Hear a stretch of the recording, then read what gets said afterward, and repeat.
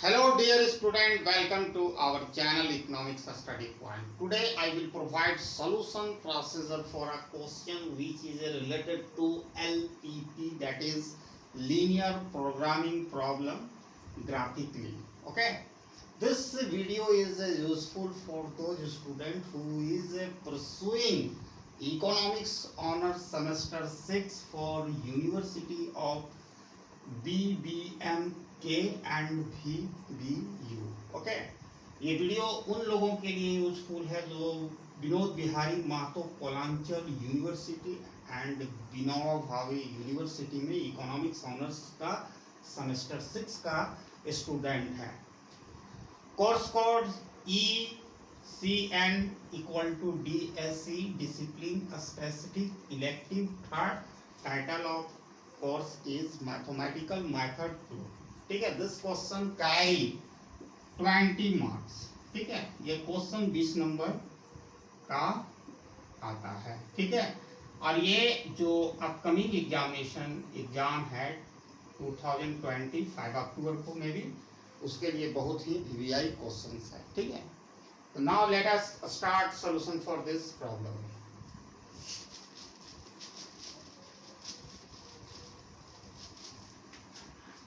First, I would like to introduce linear programming problem.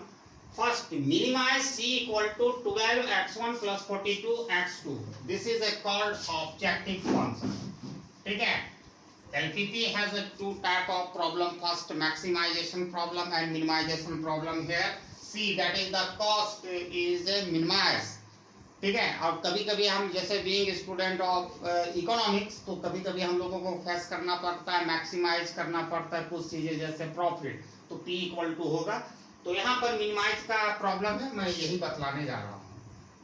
ठीक है, objective function.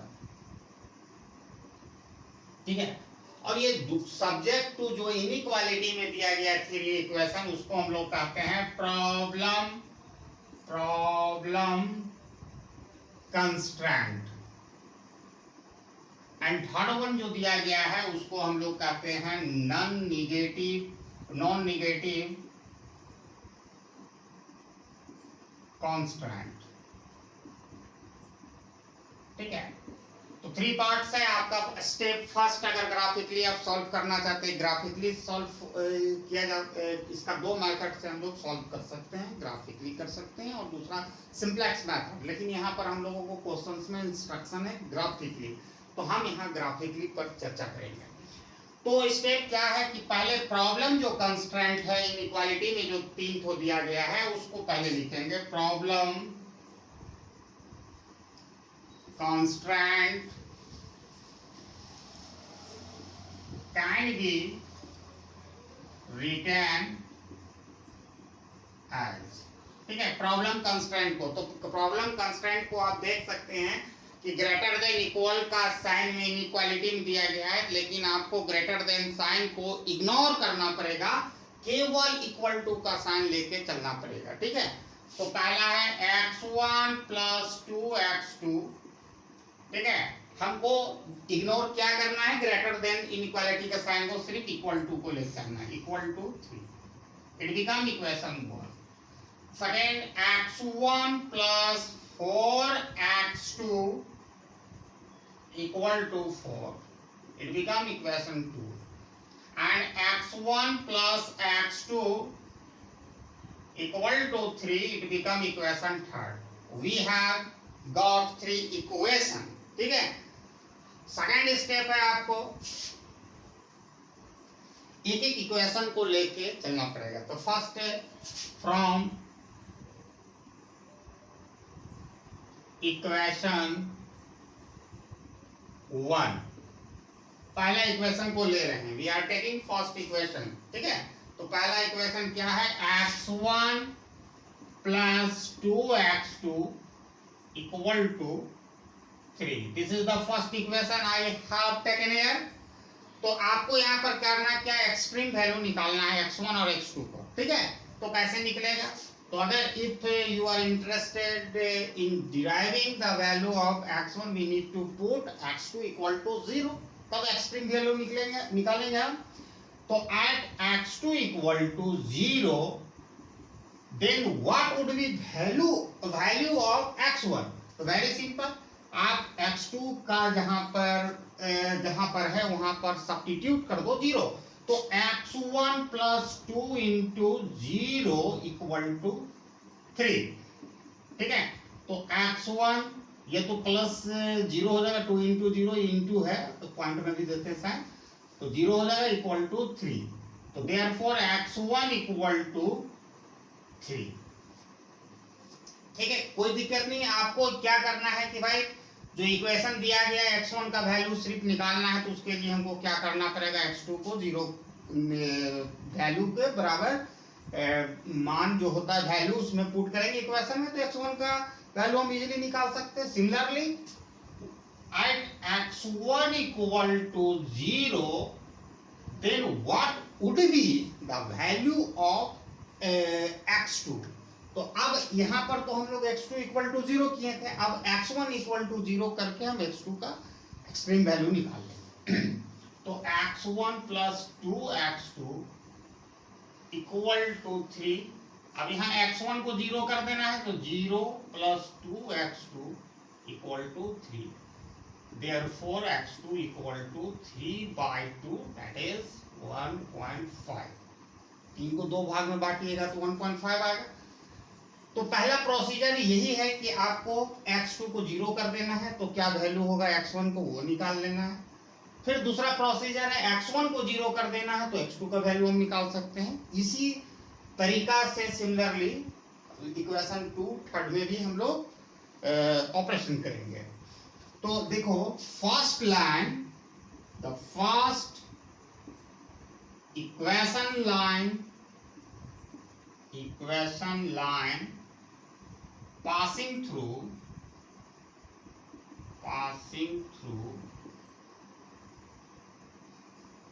जो first equation line passing through, तो पहला value जो होगा x1 का बैठाएंगे, ठीक है, दूसरा वैल्यू x2 को। ठीक है, तो पहला इक्वेशन लाइन पासिंग थ्रू कर रहा है x1 equal to 3 and x2 equal to 1.5। हम यहां लिख लेते हैं फर्स्ट लाइन इक्वल टू 3 1.5। ठीक है, similarly we can get value of x1 and x2 in equation 2 and 3 respectively। ठीक है, तो वो भी हम लोग करते हैं। कौन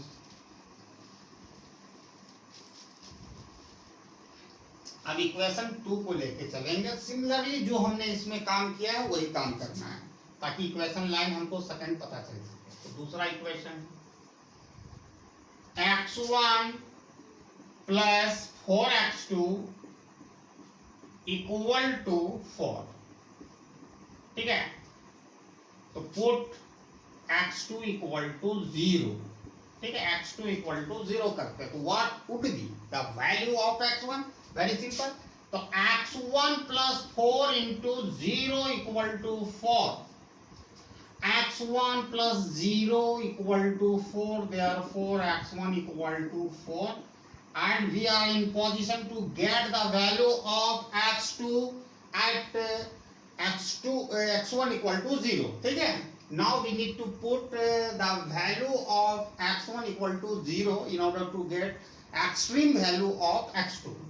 ठीक है, तो at x1 equal to 0, what would be the value of x2? तो अब हम लोग को क्या करना है, जहां पर x2 है सॉरी x1 है वहां 0 पुट करेंगे, तो x2 का वैल्यू हम निकाल सकते हैं। तो x1 plus 4x2 equal to 0। अब जहां x1 का वैल्यू, जहां x1 है वहां 0 पुट करेंगे, 4x2 सॉरी 0 4 है सॉरी इक्वल टू 4। x1 का वैल्यू 0 हो गया, 4x2, तो therefore x2 equal to 4/4 that is 1। तो second equation line passing through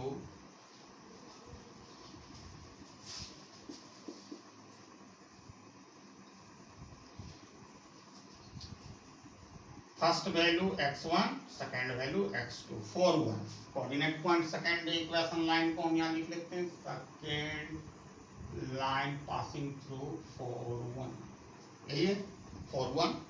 and now we need to move on equation third.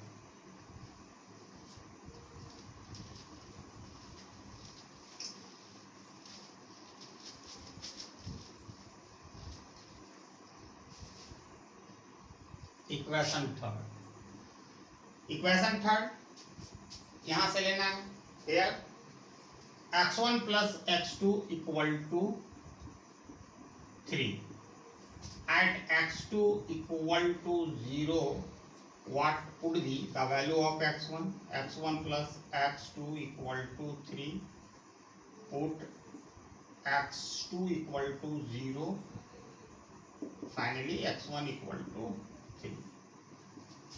Now put x1 equal to 0, x1 plus x2 equal to 3, x1 equal to 0 plus x2 equal to 3, therefore x2 equal to 3.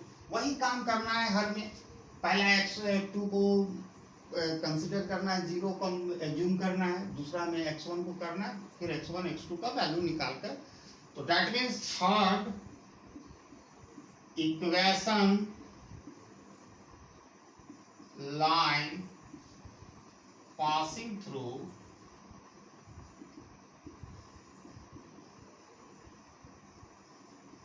Passing through 3 3, x1 का भी value 3 है और x2 का value 3 है, तो third equation line passing through 3 3। अब next जो step है इस क्वेश्चन के सॉल्यूशन में, ग्राफ को ड्रॉ करना है। ग्राफ को ड्रॉ करना आसानी से हम सिखा रहे हैं हमको, ठीक है। पहला ये तीनों इक्वेशन में x1 x2 का वैल्यू निकाल कर 3 इक्वेशन लाइन बनेगा, वो तीनों इक्वेशन लाइन को एक ग्राफ में हम रिप्रेजेंट करेंगे। तो हाईएस्ट नंबर हम 4 देख रहे हैं, तो हम 5 लेके चल रहे हैं, ठीक है। ये रह गया ग्राफ, 2 वेरिएबल है x2 x1 और ये ओरिजिन हो गया,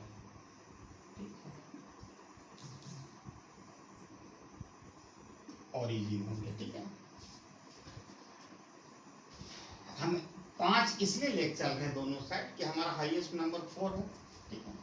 तो 1 2 3 4 5 लिख लेते हैं, 1 2 3 4 5। ऊपर भी देते हैं 1 2 3 4 5, 1 2 3 4 5। ये हो गया जो first equation line passing through 3 1.5 जो हम लोग निकालने, मैंने साइड में लिख लिया। तो पहला वैल्यू x1 यानी 3 से यहाँ पास कर रहा है, और दूसरा वैल्यू x2 का क्या होगा 1.5 यानी बिटवीन 1 और 2 यहाँ पर आया। ये पॉइंट को ये पॉइंट से मिला देंगे, तो ये देखो पहला इक्वेशन लाइन है, पहचान के लिए मैंने 1 1 लिख दिया, ठीक है, पहला का। फिर दूसरा इक्वेशन लाइन पास कर रहा है 4 1, तो 4 यहाँ आ गया, x1 का वैल्यू 4 और x2 का वैल्यू 1, तो 1 से 4 को हम मिला देते हैं। ये सेकेंड इक्वेशन है, ठीक है, सेकेंड यहाँ लिखते जाएंगे। और तीसरा जो इक्वेशन है पासिंग थ्रू 3 3 यानी x1 का भी वैल्यू 3 और x2 का भी वैल्यू 3, तो 3 को 3 से यहाँ मिला देते हैं, ये आ गया। ये थर्ड इक्वेशन है, ठीक है, पहचान के लिए हमने लिखा है। अब यहाँ पर एक क्या होता है कि इसको छायांकित करना, शेडेड करना में लड़का लोग बहुत कंफ्यूज हो आके कैसे करें, अंदर जाएगा कि बाहर जाएगा। तो एक बहुत ही सिंपल मेथड एकदम आपको जानना है। आप सीधे क्वेश्चन में जाओ, यहाँ पर क्या है कि जब भी ग्रेटर देन इस तरह रहेगा, ग्रेटर देन, जब भी आपको मिनिमाइजेशन का प्रॉब्लम रहेगा ग्रेटर देन रहेगा, जब भी मैक्सिमाइजेशन का प्रॉब्लम रहेगा तो लेस देन इक्वल टू रहेगा। तो ये किधर जा रहा है इसका एरो, देखो बाहर की ओर जा रहा है, तो ये बाहर की ओर आपको साइडेड करना है, छायांकित करना है। जैसे और वही लेस देन इक्वल टू अगर रहता तो अंदर की ओर, तो अंदर कहाँ होता है बड़े मैं एडिशनल इंफॉर्मेशन यहाँ दे रहा हूँ। अगर मैक्सिमाइजेशन का प्रॉब्लम आ जाए अंदर की ओर, तो ये तीनों budget constant less than equal to आएगा।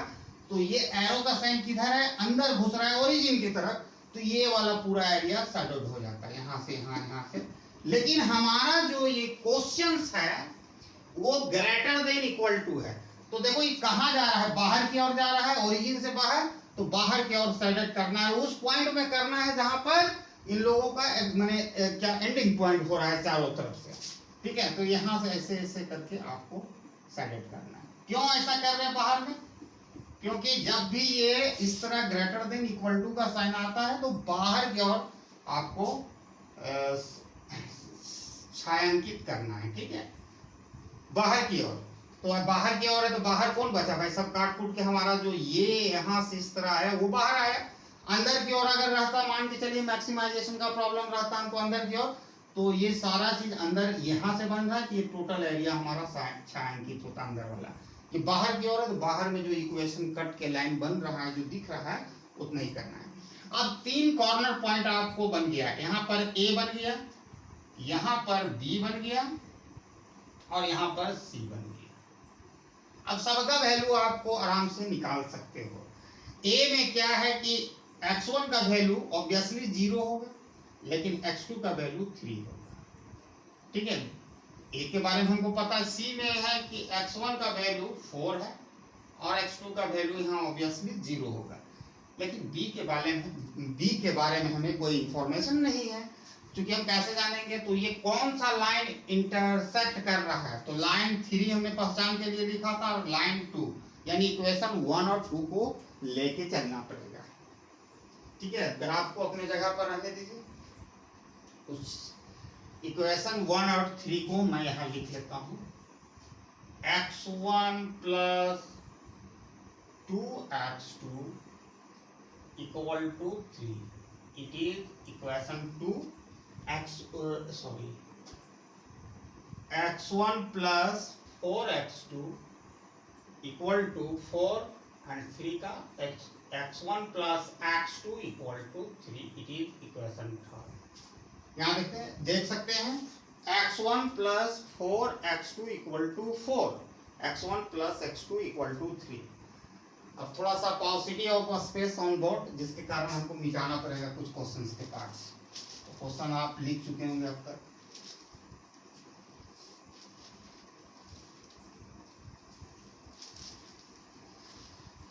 तो ये दोनों इक्वेशन को लेके चलेंगे, तो क्या हमारा है भाई x1 प्लस 4x2, ठीक है। ये दोनों इक्वेशन में आप देख रहे हैं कि क्या हम सिर्फ सब्ट्रैक्ट कर देंगे तो x1 एलिमिनेट हो जाएगा। तो equation subtracting equation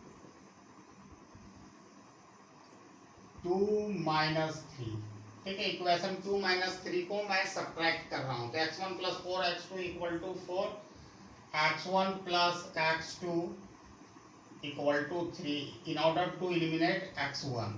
obviously x1 cancel हो गया, यहाँ भी माइनस देंगे तो क्या होगा 3x2 इक्वल टू 1 होगा। तो देयरफॉर x2 इक्वल टू 1/3।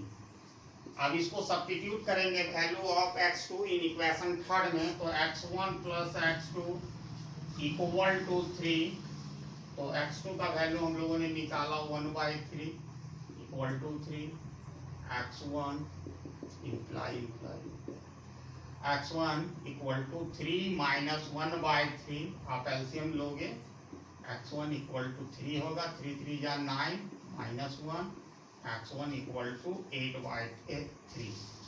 तो हम लोगों ने x1 का वैल्यू क्या, x1 का वैल्यू 8/3 निकाला और x2 का वैल्यू 1/3 आ गया। तो कॉर्नर पॉइंट D में जिस लाइन पर इंटरसेक्ट हो रहा है इक्वेशन 2 एंड 3, तो हम लोगों ने उसका भी वैल्यू निकाल लिया। इसके बाद चौथा जो स्टेप हम लोग का इस क्वेश्चन का फाइनल सोल्यूशन की ओर है, वो कॉर्नर पॉइंट है, तो corner point A B C in this questions में है, आप देख सकते हो ए बी सी, इसी को कॉर्नर पॉइंट कहते हैं, जो ए बी सी है उसी को कॉर्नर पॉइंट कहते हैं। तो देखो कैसे क्या हो रहा है। पहले लिखेंगे कॉर्नर पॉइंट, कॉर्नर पॉइंट, पहले कॉर्नर पॉइंट लिख लो, 3 ठो मिला है ए बी सी, ठीक है। अब सबका वैल्यू x1 और x2 का ग्राफ से ले लो, 0 3, 8/3, 1/3, ठीक है, 4 0। फिर ऑब्जेक्टिव फंक्शन लिखना है, ऑब्जेक्टिव फंक्शंस जो क्वेश्चंस में दिया है, अब ऑब्जेक्टिव फंक्शन का काम है, तो वो दिया हुआ है, आप देख सकते हो c = 12x1 + 42x2। अब क्या करना है कि कॉर्नर पॉइंट ए में जो c का वैल्यू क्या होगा, जो ऑब्जेक्टिव फंक्शन का, तो वो है, तो पहला वैल्यू x1, दूसरा वैल्यू x2 को इंडिकेट कर रहा है, लिखने का यही तरीका है। तो 12 × 0 + 42 × 3, ठीक है, कुछ नहीं किए हैं, x1 का वैल्यू 0 है यहाँ पर, x2 का वैल्यू 3 है, इसको पुट कर दिए। अब ये तो 12 × 0 0 हो जाएगा, और ये 42 3 जा 6 12 126 आया पहला वैल्यू। उसी तरह एट कॉर्नर पॉइंट बी में c का वैल्यू क्या होगा, तो 12 × 8/3 + 42 × 1/3, x1 का वैल्यू 8/3 मैंने पुट किया है ऑब्जेक्टिव फंक्शन में, फिर x2 का वैल्यू 1/3 पुट किया हुआ, ये सॉल्व कर दो, 4 3 जा 12, ठीक है, 14 3 जा 42, तो क्या होगा 32 + 40, ये दोनों को ऐड करेंगे तो क्या आएगा 6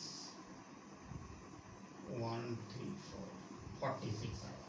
अब चौथा c का वैल्यू क्या होगा वो देखेंगे, तो पहला वैल्यू 12 × 4 + 42 × 0, ठीक है, तो ऑब्वियसली यहाँ पर क्या हो जाएगा 12 4 जा 48 + 42 × 0 0, यानी 48। अब ये प्रॉब्लम में क्या था दिया हुआ, मिनिमाइज करना है, यहाँ पर बैक टू ऑब्जेक्टिव फंक्शन, क्योंकि कॉस्ट को मिनिमाइजेशन करते हैं, तो आप देख सकते हो कि कौन सा वैल्यू, 3 वैल्यू मैंने निकाला हूँ, 126 आया ऑब्जेक्टिव फंक्शन का, दूसरा वैल्यू 46 आया और 48 आया। यहाँ मिनिमाइजेशन का प्रॉब्लम है, जो मिनिमम वैल्यू है उसको चूज कर लेना है, तो यानी c is, that is the objective function is minimized at corner point b, x1 = 8/3 and x2 = 1/3, ठीक है। तो इसको कंप्लीट सॉल्यूशन क्या होगा, c is minimized at corner point b, ठीक है, b का वैल्यू क्या था 8/3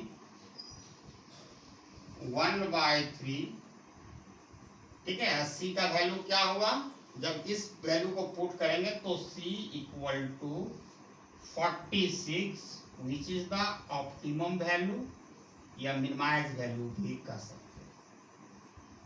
यही सॉल्यूशन है ग्राफिकली, ठीक है। पहला क्या है कि आपको प्रॉब्लम कंस्ट्रेंट लेके चलना है, =0 करना है, x1 x2 को जितना भी इक्वेशन हो, 2 में भी कभी क्वेश्चन रहता है 3 रहे 4 रहे, तो उसको निकाल लेना है पहली बात।